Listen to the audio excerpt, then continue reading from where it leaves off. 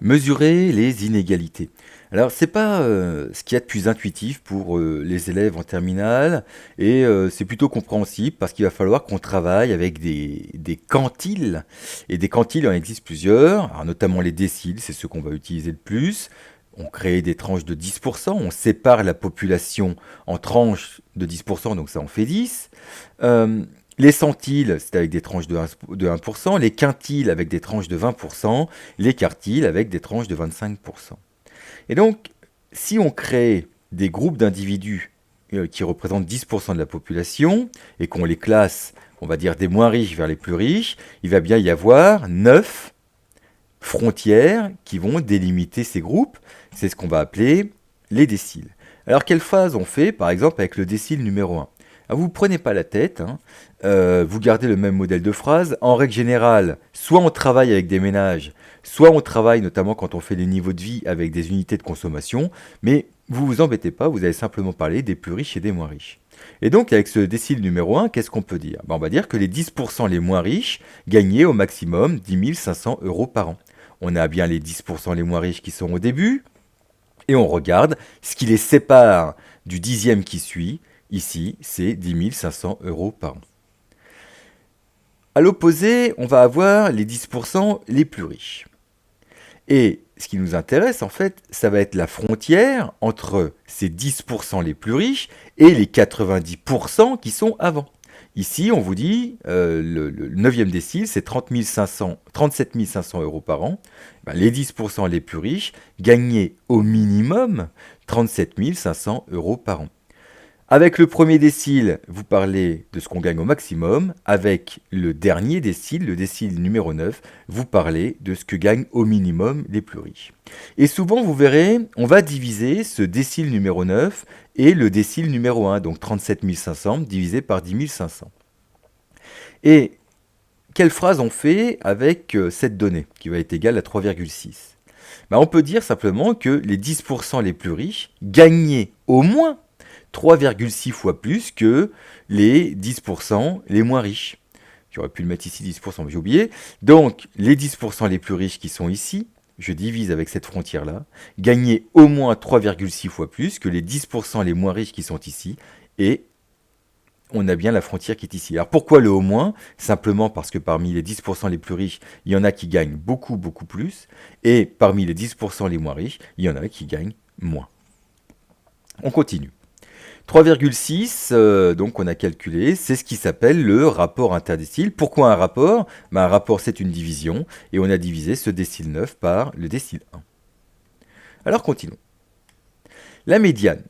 La médiane ici, je l'ai inventée parce que je ne l'ai pas trouvé sur ce graphique que j'ai dû prendre, enfin ce schéma que j'ai dû prendre à l'Académie de Versailles, je crois.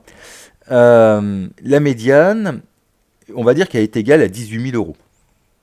Alors qu'est-ce que ça veut dire? Une médiane, c'est ce qui sépare une population, ou c'est ce qui sépare quelque chose en deux parties égales. Eh ben, on dira simplement que cela signifie que 50% de la population étudiée gagnait plus que la médiane, et 50% gagnait moins que la médiane, autrement dit, gagnait moins de 1800 euros. Alors, faites attention à quelque chose, parce que il peut y avoir des pièges. En règle générale, si le devoir est bien fait, et qu'on veut vérifier si vous avez compris ce que sont les déciles, on va vous donner donc les bornes supérieures de chaque 10%. Hein. Cette borne-là, cette borne-là, cette borne-là, etc., etc. Et donc, la phrase, hein, c'est celle que je vous ai montrée, les 10% les moins riches gagnaient, alors là c'est avec des données de 2007, gagnaient au maximum 10 012 euros par an, et puis avec le 9e décile, on dira que les 10% les plus riches gagnaient au moins 33 896 euros, et puis on a une médiane ici qui est égale à 18 165 euros, ça veut dire qu'il y a 50% qui gagnent moins, 50% qui gagnent plus. Sauf que, occasionnellement, vous allez tomber sur des tableaux où on va vous donner la moyenne de chaque 10%. Donc par exemple, si je prends les 10% les moins riches, en moyenne, ils gagnaient 7 698 euros. Et puis on peut continuer comme ça. Les 10% suivants gagnaient en moyenne 11 253 euros. Et là, on va donner, la moyenne des derniers 10%, les 10% les plus riches, les 10% les plus riches gagnaient en moyenne 50 778 euros. Donc si c'est des déciles, les 10% les moins riches gagnaient au mieux 12 012 euros.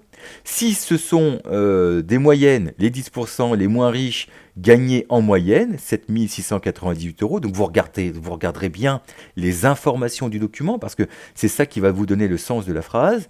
Et puis très rarement, mais c'est arrivé je crois une fois, on va vous donner les masses. Alors vous prenez pas la tête avec le terme masse. Que veut dire le 4%? Ça veut simplement dire que les 10% les moins riches percevaient 4% de tous les revenus en France. Et puis on peut continuer comme ça, etc., etc. Et les 10% les plus riches percevaient 24% des revenus en France. Imaginez qu'on fasse une sorte d'énorme gâteau. Les moins riches en prennent 4% de ce gâteau et les plus riches en prenaient 24%, c'est-à-dire un quart. Donc les 10% les moins riches percevaient 4% du total des revenus. Alors, il y a très peu de chances que vous tombiez sur ces histoires de masse. Il y a un peu plus de chances que vous tombiez sur ces histoires de moyenne pour chaque 10%, et normalement, vous allez tomber sur des déciles. Par contre, avec ces masses, ce qu'on peut vous donner, alors c'est rare aussi, mais on ne sait jamais, et en plus avec le nouveau programme, on ne sait pas trop sur quoi ça va aboutir, on peut vous donner ça. Avec les masses, si j'additionne 4%, et puis après 4% plus 5%, ça fait 9%, et puis 9% plus 6%, ça fait 15%, etc. Je peux construire ce qui s'appelle des courbes de Lorentz.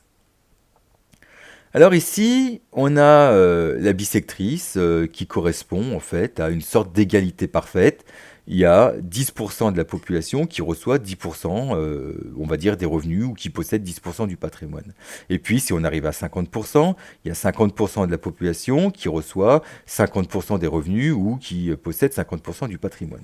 Ça, c'est l'égalité parfaite. Sauf que l'égalité parfaite, elle est... je crois bien qu'elle n'existe pas dans aucune nation. C'est même pas, je crois bien. Et donc, ce qu'on peut faire, c'est comparer... les inégalités de revenus et les inégalités de patrimoine, ou comparer des inégalités de revenus entre pays, en construisant à partir des masses, donc en additionnant ces données-là, en construisant ces courbes-là. Alors ici, on est en France, et puis on voit que 10% de la population percevait 4% des revenus. Et puis on continue comme ça, 20% de la population percevait 9%. Et puis on continue, on continue, on continue.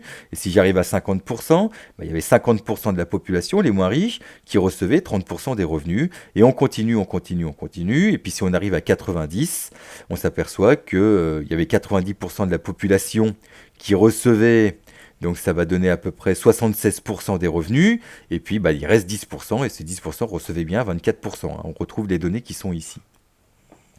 Et puis, si on fait la même chose avec le patrimoine, alors c'est intéressant, c'est-à-dire que les 10% les moins riches ne possèdent rien, les 10% les 10% suivants ne possèdent rien. Les 10% suivants, comme ils possèdent un tout petit peu, ça fait que les 30% les moins riches, grosso modo, possèdent, on va dire, les 2% du patrimoine. Et on monte et on monte.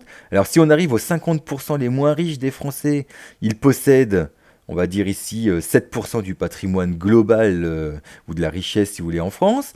Et puis on continue. Et puis si on arrive aux 90% les moins riches, ou 90% les moins riches, oui, il y a 90% de la population qui possède 50% du patrimoine global en France.